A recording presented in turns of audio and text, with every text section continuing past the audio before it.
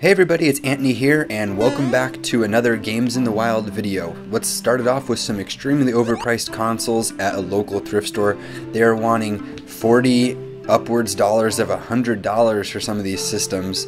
It is astronomical, and I did not purchase anything from this thrift store because it was just all extremely overpriced. $46 for a DS and 2 games at a thrift store.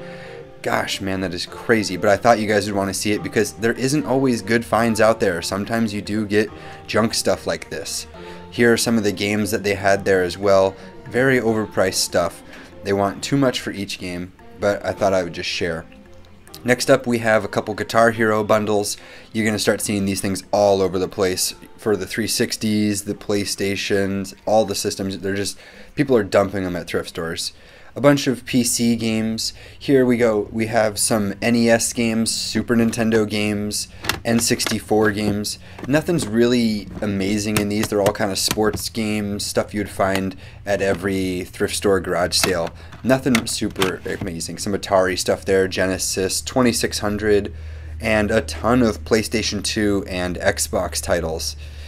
Once again, it looked like someone has picked through all this stuff because it's most of the stuff that you're going to find anywhere for a few dollars. Nothing rare was in here. But most of this, I believe, is actually at an antique store. So you might want to start hitting up antique stores if you aren't doing that already, because look at this stuff here. People just have in their booth video games all over the place. Here we have some Xbox titles. Once again, nothing too amazing. There's games spround in different booths. You have N64s, games. We have some PC games down here, comics if you're into that stuff as well. This booth had a ton of comics.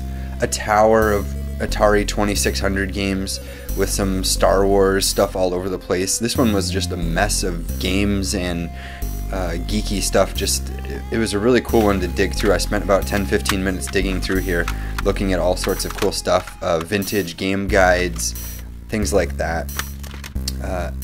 And I believe they also had some boxed Atari games like these ones. There was quite a few of them, and I'm just going to show you a shelf or two worth. But there was some pretty cool stuff in this antique store booth, and like I said, go check your antique stores, guys. So there you guys go. That's a short little Games in the Wild video. I hope you enjoyed. I ended up picking up that boxed version of Quicks just because I really love that game. So see you guys in the next video.